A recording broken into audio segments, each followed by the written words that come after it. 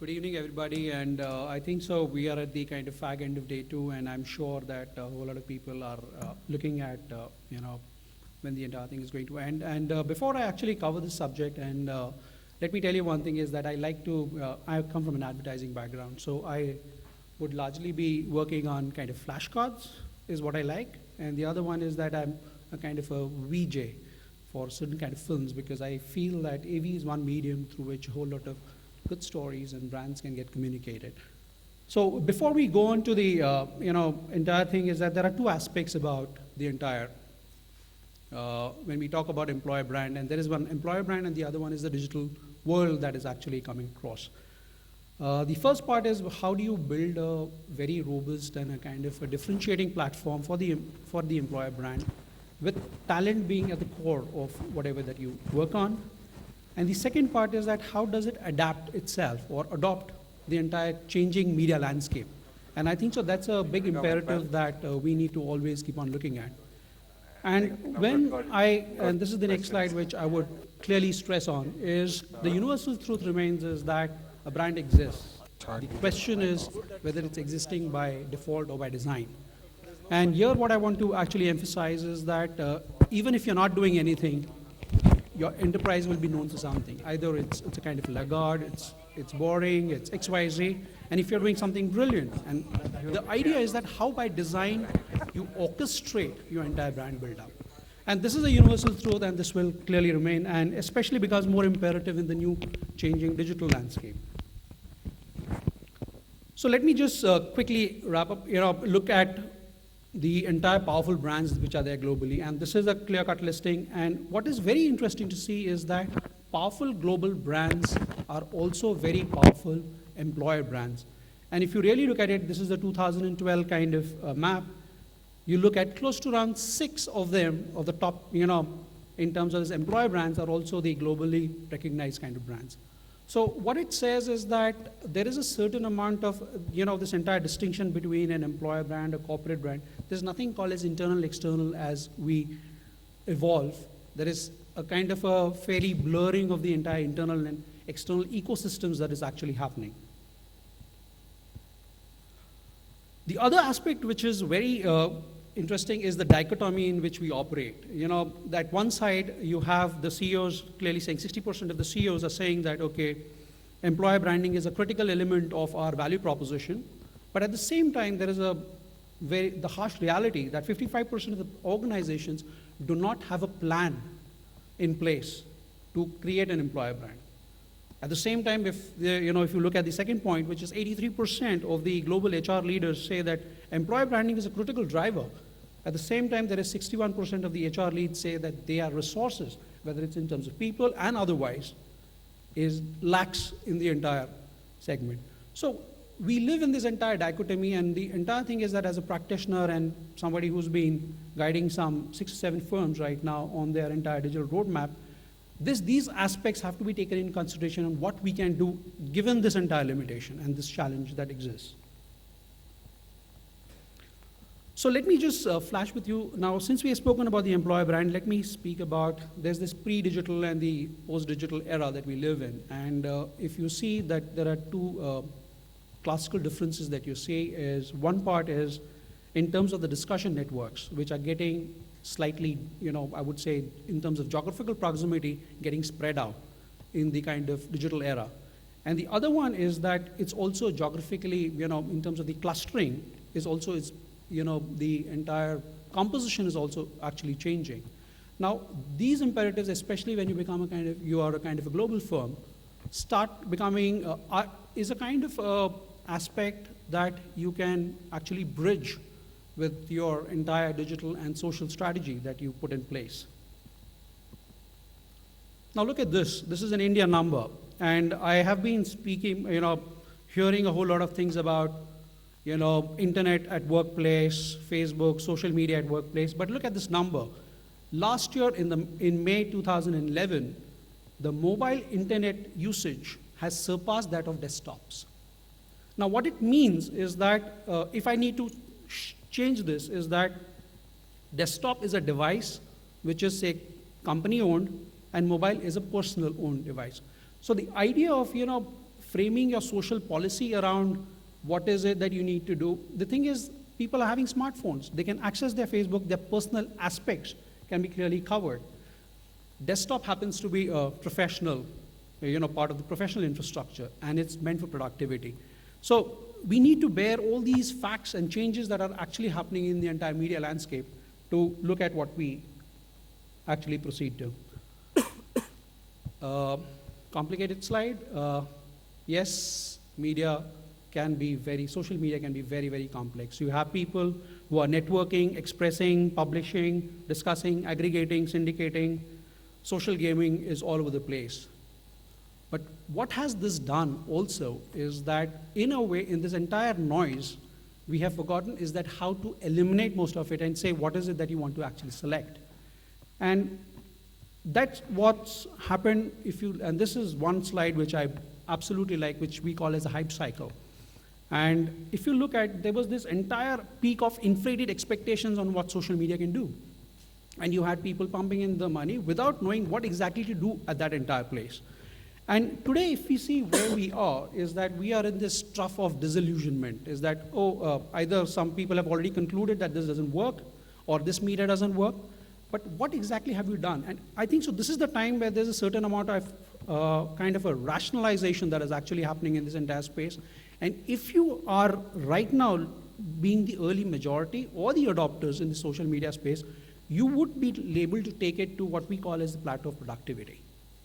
And so in terms of the timing aspect, I think so that's where this is the Gartner hype cycle and is largely used by a whole lot of consultants to actually say that where you are, where are you in terms of the maturity index of as a company in terms of social and media adoption.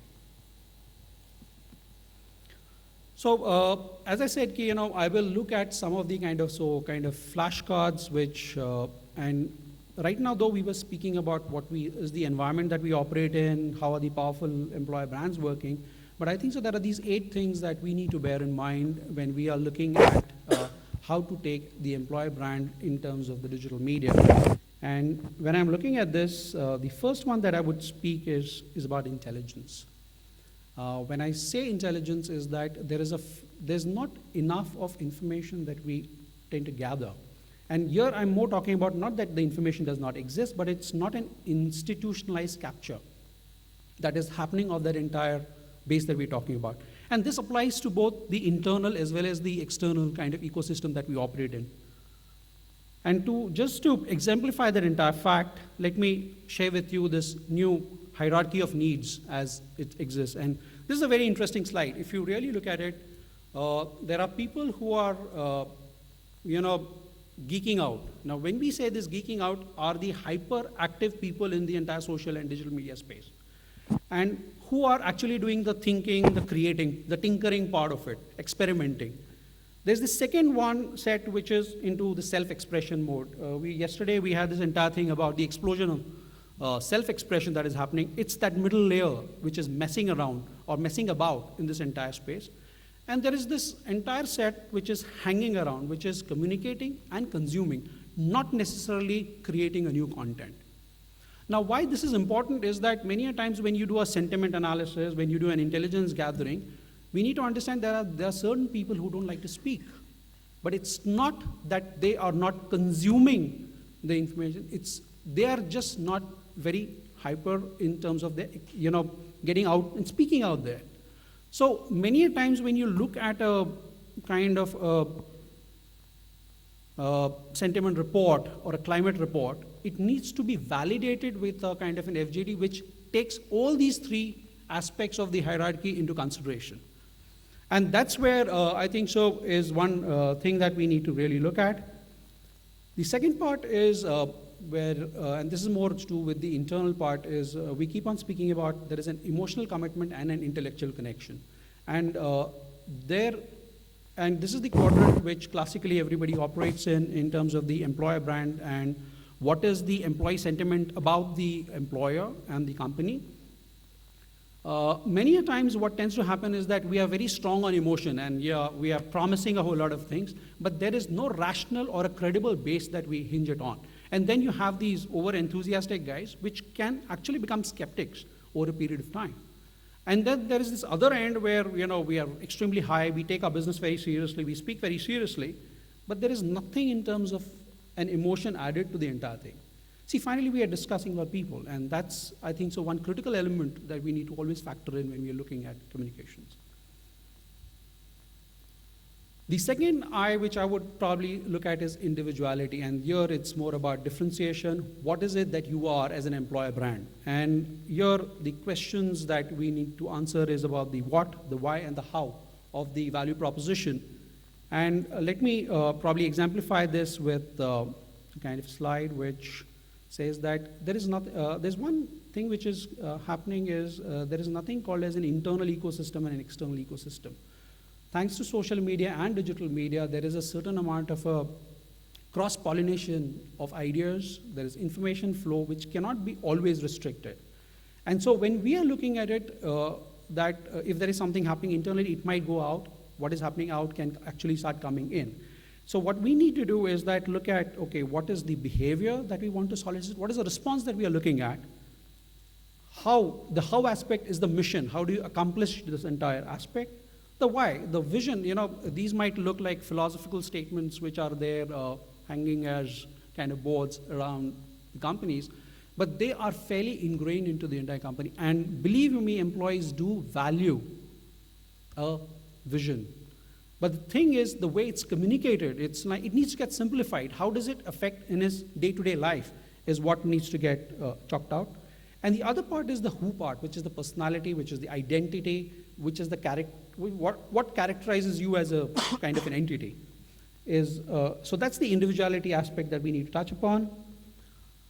Inclusivity, and I think so there's been a whole lot of discussion over the last 2 days about inclusivity, and I was stressing about, internal buy-in is extremely critical when you're looking at a digital journey. And I think so there, if we include people as cross-functional teams who are actually in charge, who are looking at this entire portfolio and taking it to the next level, would always help. The other part is, and externally, what matters is, and where we need to include so-called as the prospect universe that we keep on speaking about. This is a very marketing term, is that what is in it for me? The WIIFM filter is that if there is not that compelling reason for somebody to look at you in that entire noise and clutter that is actually going about, it's not going to happen, because the buying actually happens at that particular point in time. And just to emphasize this, there is a very smart audiovisual which went viral over YouTube. Puma has been doing it, which they call as the Around the World campaign. And what I'll show you is what happened is the Bangalore part of it. There is one in London, there's one in Frisco, there's one for Singapore. So let me just share this very interesting video.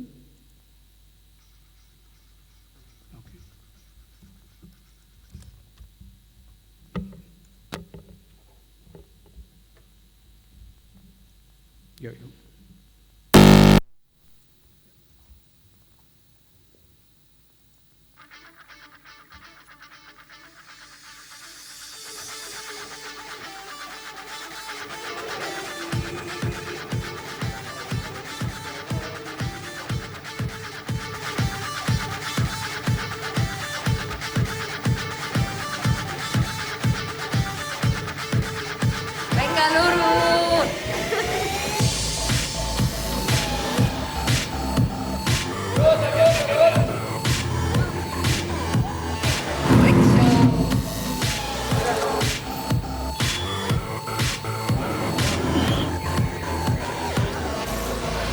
We are currently on our way to Puma, Bangalore, driving in style.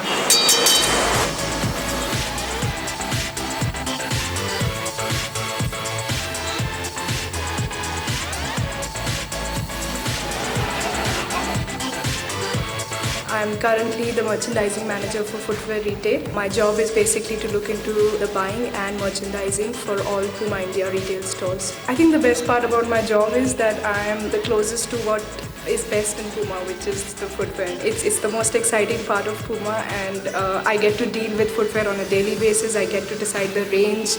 I get to play with all my favorite colors. So yeah, that's the best part about it. Bangalore, people call it Bangalorious. The atmosphere is great. It's It's a lot of fun, very open culture. I'm French, I'm a foreigner, but I mean, people are very open here, and it's a very great place to be.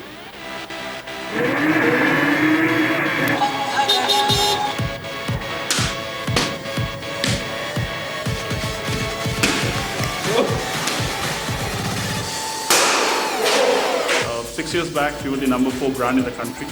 Today, we are the number 2 brand and aspiring to the number 1 brand. So the challenge, the passion at which people work here is what I really enjoy here. And as a brand, Puma straddles the world of sports as well as that of entertainment, fashion, lifestyle. So as a job, it keeps me on my toes, and I need to be ahead of the game in both these particular fields. So it's a great mix of two sectors that I'm actually in love with. The unique thing about this store is that it is Puma's first sustainable store anywhere in the world. A couple of unique features about the store is that we used solar panels, earth hair tunnels, 100% organic cotton, and fair trade certified cotton. Puma in 3 words: Vibrant, fearless, Colorful, joyous, entrepreneurial spirit, dynamic, different, passionate, uninhibited, and very, very exciting. bold a little bit.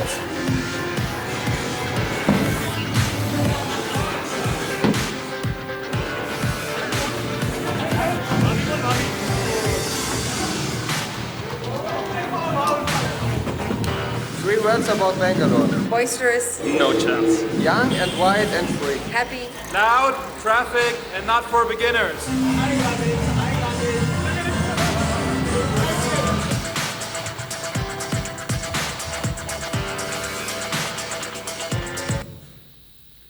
So if you really looked at this entire video, what happened is that first is that this entire initiative was by the global HR lead and in terms of globalization. And if you really look at it, it includes all the values that Puma stands for.